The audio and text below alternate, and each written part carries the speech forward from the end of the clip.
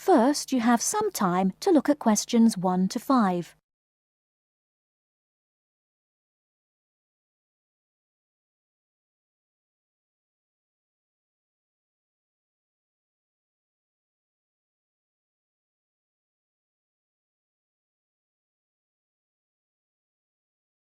Now we shall begin. You should answer the questions as you listen, because you will not hear the recording a second time. Listen carefully and answer questions 1 to 5. Kingsbury College, can I help you? Oh, hello. I'm ringing to find out about one of your courses. Yes. Is that a daytime or an evening course? Evening. Right. I'll just get a few details from you, if I may. Fine. Could I have your full name, first of all? It's Peter Wright. That's W-R-I-G-H-T. OK. And I don't need to know your exact age, but can you tell me which of these age groups you belong to? 18 to 25, 26 to 35, 36 to 45, or over 45? 18 to 25. Fine. And do you have a job, or are you a full-time student? I'm an accountant. I just do courses in my spare time for interest. OK. Right.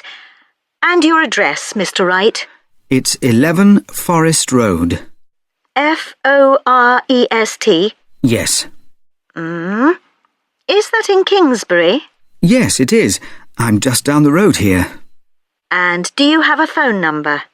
It's 992471. That's my home number. I haven't got a work number. That's fine. We probably won't need it. Before you hear the rest of the conversation, you have some time to look at questions 6 to 10.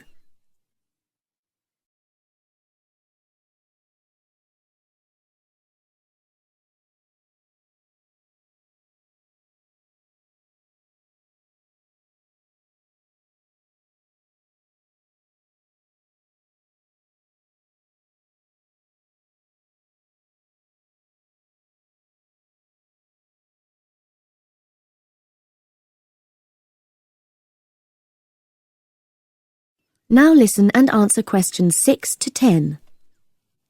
Now, you want to register for a course. Yes, cookery. Do you happen to know the exact title of the course? We've got Thai cookery on Wednesdays, or Mexican cookery on Fridays, or... Mexican. I'd like to do both, but I'm busy on Wednesdays. OK. Well, you can always do the other one next term, I suppose. Now, do you know when it begins? Is it the 26th of March? That's right. And it's £45 in total. That's including the ingredients. How would you like to pay? Card? Cash? Can I send a cheque?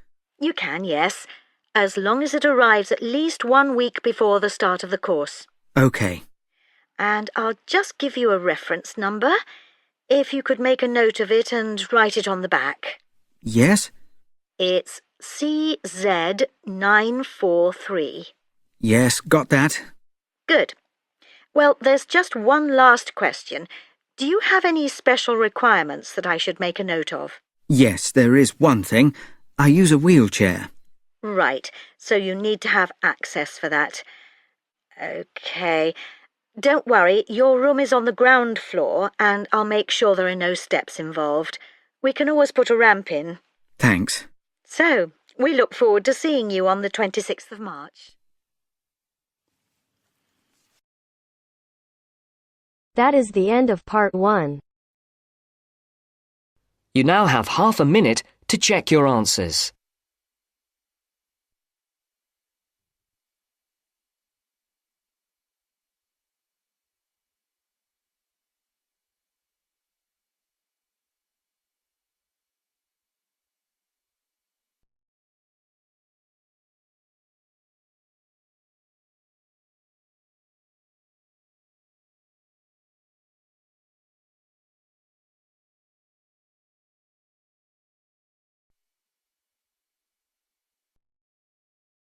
Now turns to part 2.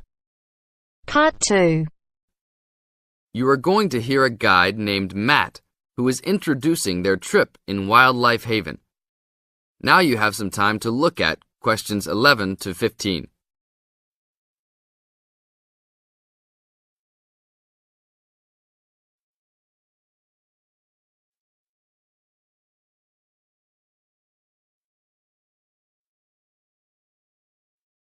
Now listen to the first part of the introduction carefully and answer questions 11 to 15. Well, good morning, everybody. My name's Matt, and I'm one of the 3 guides here at Wildlife Haven. Our job is to make sure that you all have a great time here with us and go home feeling happy and relaxed. As you can see, we're away from the city in a remote area between a national park and the sea. To encourage you to relax, there are no radios or TVs, and the only phones and newspapers are in the office. So, if peace and quiet is what you've come for, this is the place to be. From your cabin on the hill, you'll find you have the national park behind you, and you can look out from the sea from your front balcony. Your luggage will be unloaded from the bus and taken to your rooms in a few minutes. Once you have picked up your key at reception, please locate your room and check that all your luggage has arrived. The daily program here at Wildlife Haven is flexible and only as demanding as you want it to be. You should each have a brochure setting out the facilities and various walking tracks you can take. And on the bus, you are given a green sheet setting out a number of group tours in the coming week. If you want to join any tour, just write your name and room number on the relevant sheet along the wall here. Tomorrow, there is a Beachcombers and Rock Hoppers tour exploring marine life in the rock pools along the beach. Or, if you'd prefer to go inland, there's a guided forest walk that takes you off the walking tracks. If you want to catch some lunch, you could join the beach fishing expedition. And at night, you'll see there is a moonlight forest walk that leaves each night at 7 p.m. So there is plenty to choose from at Wildlife Haven, and of course, that includes just sitting on your balcony watching the waves roll in.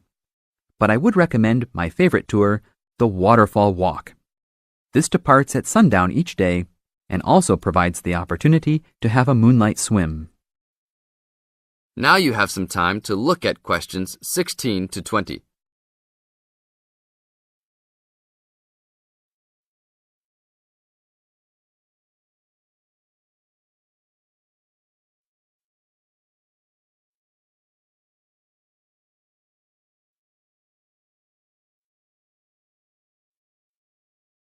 In the second part of the introduction, you are going to get some advice from Matt. Listen carefully and answer questions 16 to 20. You've chosen to visit us in January, which is one of our hotter months. And although you may be tempted to wear a minimum of clothing, you should always take precautions against injury, particularly in the national park. This includes sensible footwear. You'd be surprised how many of our guests ignore this advice and end up being sorry. And socks are a good idea too. And even though you might be under trees a lot of the time, it's a good idea to wear a hat in this hot climate. There's no need to be too concerned about walking in the national park, provided you use common sense. It's true that there are poisonous spiders in the park, but they are really more frightened of you than you are likely to be of them. I should also warn you against eating any wild berries. Some are edible, but you should avoid them all. We'll provide all the food you can eat. Well, that's about all for now. Dinner is from 6 to 8 p.m. in this building.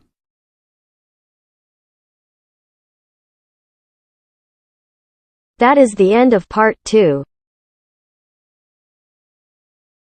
You now have half a minute to check your answers.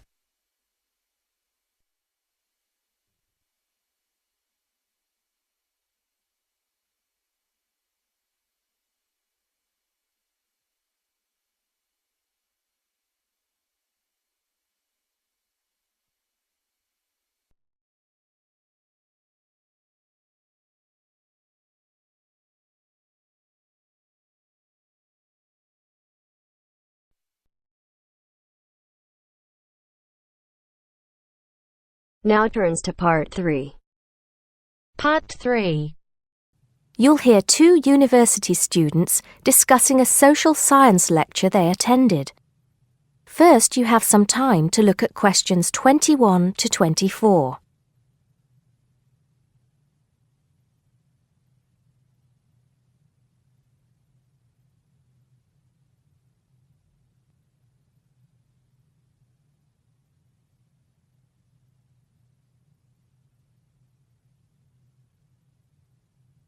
Now listen carefully and answer questions 21 to 24. Did you go to the first social science lecture yesterday? Yeah, didn't you see me there? No, I was trying so hard to understand the lecturer. What didn't you understand? A lot of it, really. For example, he said we needed to study history as part of the course, but I didn't get why. You probably missed it. He said early on that we need to learn from our past mistakes. Right. But he also said we need to put ourselves in the place of our ancestors. Why is that? I think the point is that it's not enough to know how they lived and what they did. We need to know what they thought. I see. And I've written transferable skills in my notes next, but I have no idea what that means. If you study social science, you learn skills that you can use in a job. Oh, right. Is that all? Okay, but why is that? The point he made was that in studying social science, you use a flexible and adaptable approach to learning. Before you hear the rest of the conversation, you have some time to look at questions 25 to 30.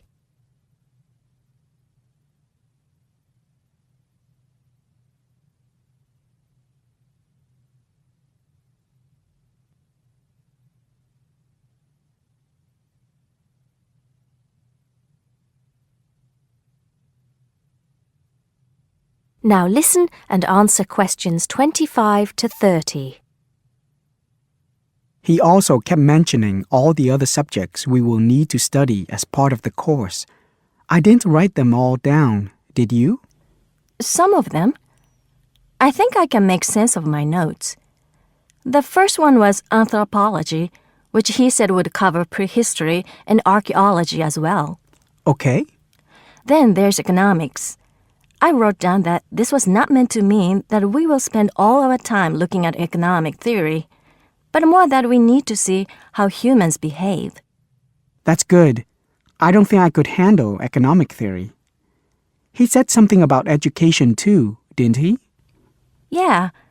He said we'll be looking at how cultural information is handed down from one generation to the next through teaching children.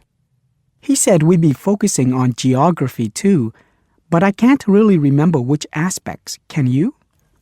I noted it down, I think. Here we are, yes, particularly in relation to urban planning. It's law that I got confused about. I didn't understand why he linked that to economics. I think he meant that laws affect the way wealth is distributed. That makes sense. Now, what are the science wars? Okay, I did get that. The science wars are about how social science collects information. In sociology and social work, and in social science generally, they can only study patterns of behavior and observe. If you compare that to the way scientists work in physics or chemistry, it's very different because they use specific experiments that can be tested and which give concrete answers. Social studies is often accused of being unscientific. That's all. Okay, but it still looks like a good course, doesn't it? You don't have any regrets, do you? None at all. I'm looking forward to it.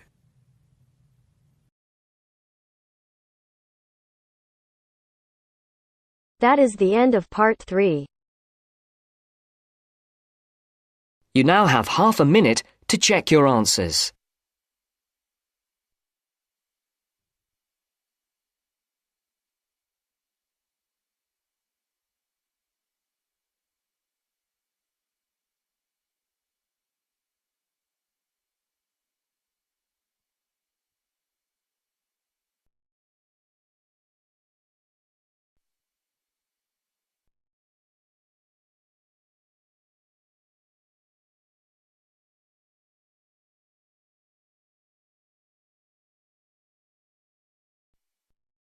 Now turns to Part 4. Part 4. In this section, you'll hear a lecture on coral reef. First, you have some time to read questions 31 to 40.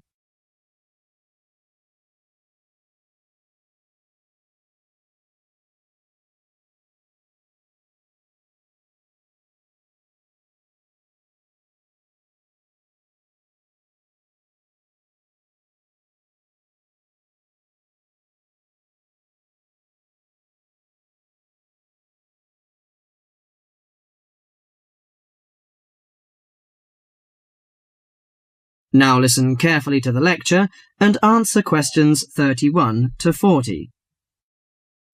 Do you fancy diving in the wonderful world of coral reefs, green sponges, colourful fish and red crabs?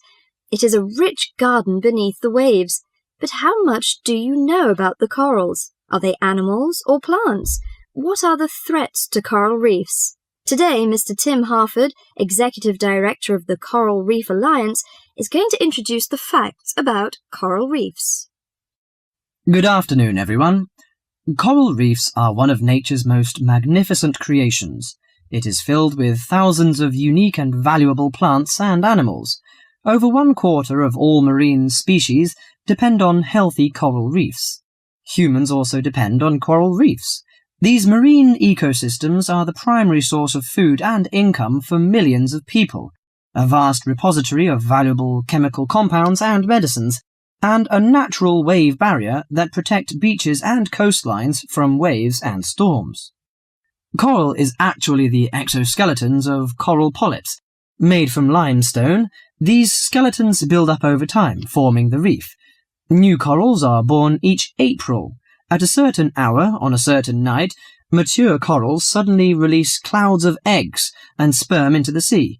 After the fertilized eggs take root on the seafloor, they can grow up to 15 centimeters per year. Coral reefs are present in the waters of over 100 countries. These are warm, 18 to 29 degrees centigrade, shallow, sunny regions primarily between the tropics of Cancer and Capricorn. Only clear, warm salt water can support a coral reef. And because sunlight is crucial to the reef's survival, the water must also be shallow. The algae that grow on coral provide much of the coral's food. In deeper water, algae cannot get the sunlight they need to grow. Most coral reefs are in the tropics because natural conditions there are perfect. In their modern form, coral reefs have thrived on Earth for over 50 million years. In recent years, however, more than 11% of the world's reefs have been lost, with another 16% severely damaged during the El Niño event in 1998. Up to 32% of coral reefs may be destroyed by human activities in the next 30 years if we do not take action now. Corals and coral reefs are extremely sensitive. Slight changes in the reef environment may have detrimental effects on the health of entire coral colonies. These changes may be due to a variety of factors. One of the greatest threats to coral reefs is human expansion or development. As human population increases, so does the harvest of resources from the sea. Due to overfishing, reef fish populations have been greatly decreased in some areas of the world. The removal of large numbers of reef fish has caused the coral reef ecosystems to become unbalanced. As we know, corals are also very popular as decorations. A large amount of the most healthy corals are selected by commercial collectors. They sell the corals to souvenir shops, where a large number of tourists wait to purchase them as decorations or souvenirs. Coral reefs also receive much damage from both commercial and private vessels. The leakage of fuels into the water and the occurrence of spills by large tankers are extremely damaging to local corals. Although much of the coral reef's degradation is directly blamed on human impact, there are several natural disturbances which cause significant damage to coral reefs. The most recognized of these events are hurricanes or typhoons, which bring powerful waves to the tropics. These storm waves cause large corals to break apart and scatter fragments about the reefs. Home to a diverse community of creatures, coral reefs are underwater treasure chests of color and activity. Predators and prey swim and crawl among the coral in nature's never-ending dance of life and death. This lively, fascinating world beneath the waves is just waiting to be explored. That is the end of part 4.